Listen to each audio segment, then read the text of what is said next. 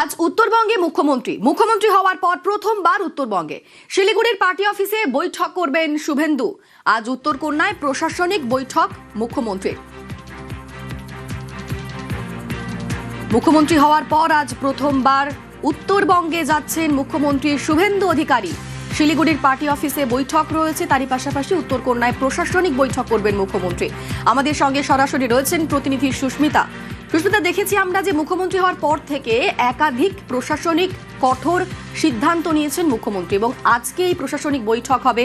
কি বার্তা দিতে পারেন? উত্তরবঙ্গের জন্য বিশেষ কোনো বার্তা দিতে পারেন কি? দেখো, নিশ্চিতভাবে উত্তরবঙ্গের জন্য বিশেষ বার্তা আসতে পারে আজ মুখ্যমন্ত্রী শুভেন্দু অধিকারীর তরফ থেকে। তার কারণ আমরা জানি বিজেপির কাছে উত্তরবঙ্গ আবেগের জায়গা এবং উত্তরবঙ্গ বিজেপির কাছে শক্ত ঘাঁটি। সেই শক্ত ঘাঁটিতেই আবারও পদ্ম চাষ হয়েছে ২৬-এর নির্বাচনে, এবং সে কারণেই বলা হচ্ছে যে উত্তরবঙ্গে মুখ্যমন্ত্রীর আশা, এবং সেখানে প্রশাসনিক বৈঠক শুধু নয়, প্রথমার্ধে শিলিগুড়ির বিজেপি দফতর, সেখানে উত্তরবঙ্গের একাধিক বিধায়কের সঙ্গে তিনি বসবেন, দেখা করবেন, জেলা সভাপতি ব্লক সভাপতিদের সঙ্গে সারবেন বৈঠক।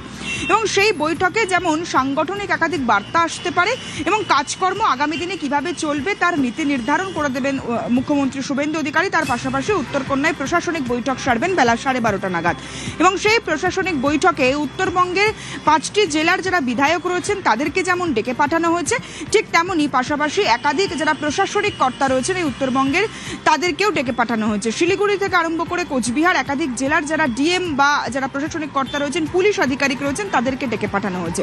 তার কারণ কি, এখান থেকে একাধিক রাজনৈতিক বার্তা যেমন মুখ্যমন্ত্রীর তরফ থেকে দেওয়া হতে পারে, তার পাশাপাশি উত্তরবঙ্গের চা শ্রমিকদের নিয়ে একটা বড় অংশের বিক্ষোভ গত সরকারের আমলে ছিল।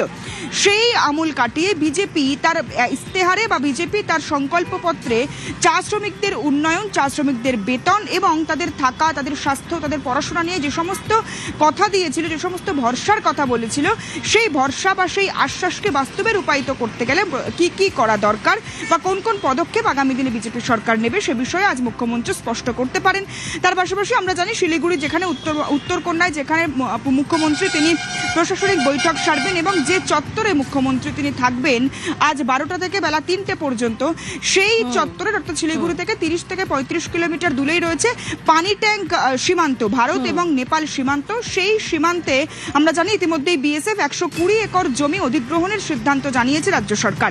সেখান থেকে সীমান্তে নজরদারি, সীমান্তে যাতে চোরাচালান আর না হয় বা সীমান্তকে সুরক্ষিত করতে গেলে, সীমান্তের নিরাপত্তা দিতে গেলে কি কি পদক্ষেপ রাজ্যের জেলা প্রশাসন বা রাজ্য প্রশাসন কি কি পদক্ষেপ আগামী দিনে গ্রহণ করবে, বিএসএফ এর সঙ্গে সমঝোতা, সবটা বিষয়ে কিভাবে আগামী দিনে কাজ এগোবে, কিভাবে আগামী দিনে নিরাপত্তা বিষয়ক সিদ্ধান্ত গৃহীত হবে, সে বিষয়েও আজ মুখ্যমন্ত্রী বার্তা দিতে পারেন।